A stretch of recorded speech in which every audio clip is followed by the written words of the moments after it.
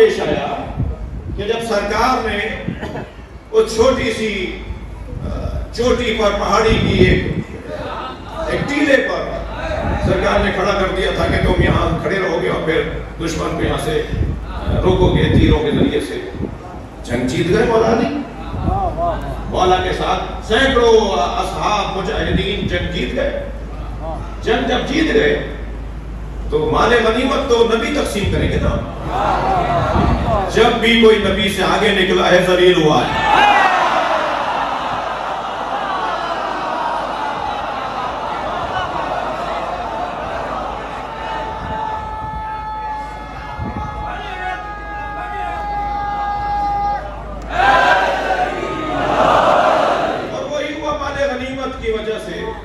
وہ درہ چھوڑ دیا, وہ چوٹی چھوڑ دی, وہ محاذ چھوڑ دیا. نیچے آ کر مال غنیمت جب لینے لگے تو پھر وہ جا چکے تھے. انہیں اندازہ ہوا کہ یہ تو جگہ خالی ہو گئی ہے. وہ وہیں سے واپس آئے اور مسلمانوں پر حملہ کیا. یہ جب حملہ ہوا تو پھر بڑی تعداد میں مسلمانوں نے میدان چھوڑ دیا. قرآن مجید سورہ بقرہ میں احد میں بھاگنے والوں کے بارے میں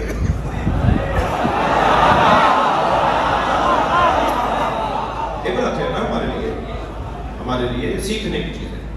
قرآن ایسے پڑھنا ہے اور ڈھونڈنا ہے, تلاش کرنا ہے کہ سبب کیا تھا.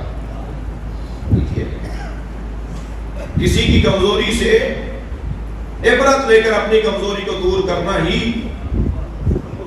یہ طالب علمی ہے. میدان چھوڑ کر چلے گئے اور جس کے اوپر قرآن مجید میں بہت ہی روشن آیات آئیں. ارشاد ہوا اذا تصعدون ولا ترون على احد والرسول يدعوكم في اخراكم.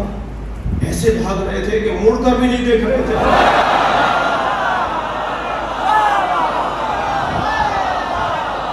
اور رسول آوازیں لگا رہے تھے کہاں جا رہے ہو.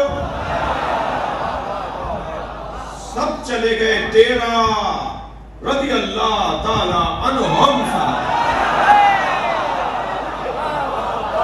تیرا رضی اللہ تعالی عنہم اصحاب, وہ اصحاب کے جو جن سے اللہ راضی, وہ میدان احد میں رہ گئے. خبردار میرے عزیزو, احد سے بھاگنے اور میدان چھوڑنے والے اور فرار کرنے والوں پر کوئی بے ادبی نہیں کی جائے گی. میدان احد سے جو میدان چھوڑ کر گئے, قرآن کی آیت پڑھو مگر ان کی توہین نہیں ہوگی. میں احد کے میدان کی بات کر رہا ہوں, ہر میدان کی بات نہیں کر رہا. آپ پہلے احد کے میدان کی بات روشن کر لیجئے, سمجھ لیجئے. میدان احد سے جانے والوں کے بارے میں کوئی نامناسب بات, یہ نہ صرف توہین ہے, گناہ ہے, بلکہ قرآن کی مخالفت ہے. اس لیے کہ قرآن میں اللہ نے جب وہ پلٹ کر آئے, کوئی 3 دن بعد, کوئی 6 دن بعد, کوئی 8 دن کے بعد, تو نبی مکرم یقیناً ناخوش تھے, ناراض تھے. اتنا مشکل ہو گیا تھا ان کے جانے کے بعد. ٹوٹل 13 آدمی رہ گئے, سینکڑوں لوگ چلے گئے, 13 مسلمان باقی رہ گئے جن میں ایک علی. 13 آدمی اتنے سینکڑوں کو کیسے سنبھالتے؟ لہذا سب سے زیادہ شہادتیں احد میں ہوئی. بدر سے زیادہ مسلمان احد میں شہید ہوا, اور ایک دو نہیں, بڑی تعداد میں بدر کے اندر مسلمان زخمی ہوئے, بڑی تعداد میں شہید ہوئے, جنہیں پھر بعد میں ان کے زخمیوں کو جب مدینہ لے کر آئے تو پھر آج ان کی قبریں جنت البقیع کے اندر ایک خاص جگہ پر بدر کے زخمیوں کی قبریں ہیں جو بعد میں مدینہ آ کر شہید ہو گئے. اتنا بڑا نقصان ہو گیا مسلمان. لیکن جب یہ واپس پلٹ کر آئے تو پہلے تو نبی نے ان سے پوچھا, میں تمہیں آوازیں لگا رہا تھا, تم جواب کیوں نہیں دے رہے تھے, تم مڑ کر کیوں نہیں دیکھ رہے تھے؟ تو انہوں نے کہا کہ ہمیں ایک آواز آ رہی تھی کہ نبی مارے گئے. جب نبی مارے گئے تو پھر ہم کیوں رکتے؟ تو نبی نے فرمایا وہ شیطان کی آواز تھی.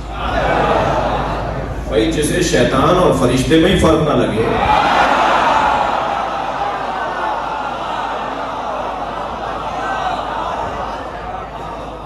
پھر انہوں نے آ کر کہا یا رسول اللہ ہم سے غلطی ہو گئی. یہاں میں ایک جملہ اور کہوں گا، خبردار اجتہادی غلطی کا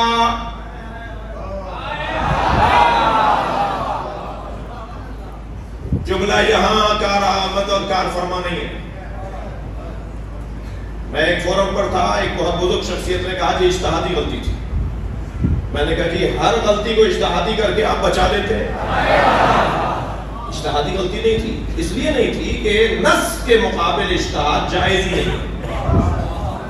میں نے کہا جی نص سے کیا مراد ہے؟ میں نے کہا نبی موجود تھے، سرکار کا وجود موجود ہے، انہیں چھوڑ کے جانا اجتہاد کون سا ہے؟ لہذا یہ اجتہادی غلطی نہیں تھی، غلطی تھی۔ لہذا جب یہ واپس آئے اور نہ کر معافی مانگی تو اب قرآن کی آیت، سورہ بقرہ کی آیت ہے۔ میں شیعہ برادری سے کہوں گا کہ احد سے متعلق اپنے الفاظ کو بہتر کریں اور ایسا کوئی لفظ نہ کہیں جو توہین ہو، اس لیے کہ جب اللہ نے معاف کر دیا، رسول نے معاف کر دیا، تو ہم اگر کوئی بات کریں گے تو یہ قرآن کے خلاف ہے۔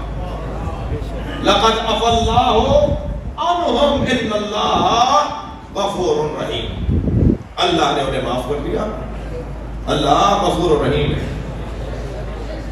توجہ کر لی؟ تو جنگ احد کے اندر صرف 13 لوگ رہ گئے اور میرے مولا علی ان میں سے ایک۔ مگر علی جب سارا مجمع مسلمانوں کا تھا اس وقت بھی ویسے ہی لڑ رہے تھے، اور جب 13 لوگ رہ گئے تب بھی ویسے ہی لڑ رہے تھے۔ کسی نے کہا یا علی آپ، اچھا یہ واحد جنگ ہے جس میں مولا علی کے بدن مبارک پر 30 سے زیادہ چوٹیں لگی ہیں، زخم آئے مولا کے، واحد جنگ ہے جس میں علی کو تلواریں لگی ہیں، نیزے لگے ہیں، تیر لگے ہیں مولا کو، اور اسی کیفیت میں زخمی حالت میں علی میدان میں ویسے ہی لڑ رہے تھے جیسے اس وقت لڑ رہے تھے جب کوئی میدان چھوڑ کر لے گیا تھا۔ تو میرے مولا نے فرمایا میں میدان میں لشکر کی بنیاد پہ نہیں لڑتا، میں میدان میں اللہ کے توکل کی بنیاد پر لڑتا۔ لہذا مجمع ہو تب بھی علی ویسے ہی لڑیں گے۔ تو اور جملہ کہہ دیتا ہوں، علی اس مجاہد کو کہتے ہیں، علی اس مجاہد کو کہتے ہیں جو اپنی ذات میں لشکر ہے، اکیلا ہی لشکر ہے۔ جنگ احد، اور جب ایسا مرحلہ آیا تو یہ واحد جنگ ہے کہ جس جنگ میں پہلی دفعہ اور آخری دفعہ ہوا کہ مولا کی تلوار ٹوٹ گئی، یہ تلوار ٹوٹ گئی، پھر نیزے سے مولا نے اپنا دفاع کیا، دشمن کا مقابلہ کیا، پھر علی کا نیزہ ٹوٹ گیا تو علی نے ایک چھڑی اٹھائی، ایک لکڑی اٹھائی۔ اب آپ خود سوچئے کہ کتنی مشکل جنگ ہو گئی، اور جب اس چھڑی سے بھی ایسے ہی لڑ رہے تھے جیسے تلوار سے لڑ رہے ہو تو فوراً جبریل ذوالفقار لے کر آئے۔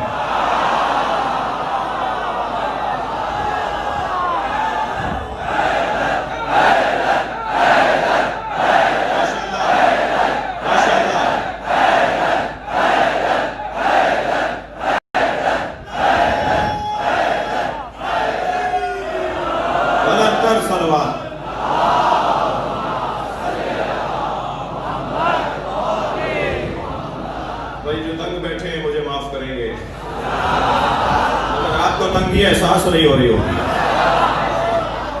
میرے مولا پر ایک مرتبہ ذوالفقار اتری، جبریل ذوالفقار لے کر آئے اور لا کر نبی کو دی۔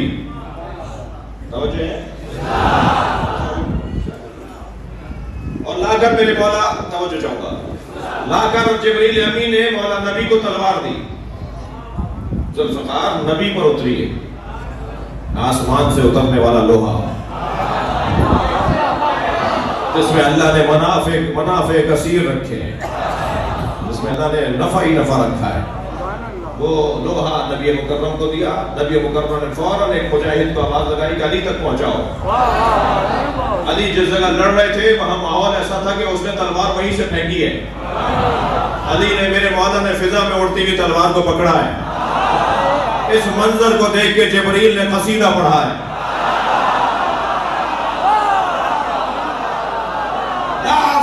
الا علی لا سیف الا ذوالفقار۔ برابر میں آ کر بیٹھ گئے مولا نبی کے جبریل سرکار کے دندان مبارک شہید ہو چکے ہیں. ایک خبیث، ایک ظالم نبی کے خیمے تک آ گیا تھا اور نبی پر حملہ کر دیا تھا. نبی زخمی ہو گئے. جبریل ساتھ بیٹھے ہوئے ہیں، علی دفاع کر رہے ہیں. تو جبریل امی نے کہا یا رسول اللہ دیکھ رہے ہیں علی کو، علی کیسے لڑ رہا ہے؟ تو میرے مولا نبی نے اسی کیفیت میں مسکراتے ہوئے فرمایا کیف لا انہ منی وانا منہ.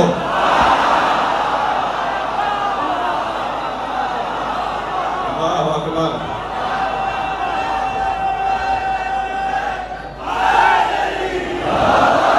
کیسے نہ لڑے، وہ مجھ سے ہے میں اس سے ہوں. فوراً جبریل نے بے ساختہ فرمایا انا منکما، اور میں آپ دونوں سے ہوں. یا رسول اللہ یہ ساری کائنات آپ ہی سے تو ہے، یہ زمین و زمان آپ ہی سے تو ہے، یہ زمین آسمان آپ ہی سے تو ہے.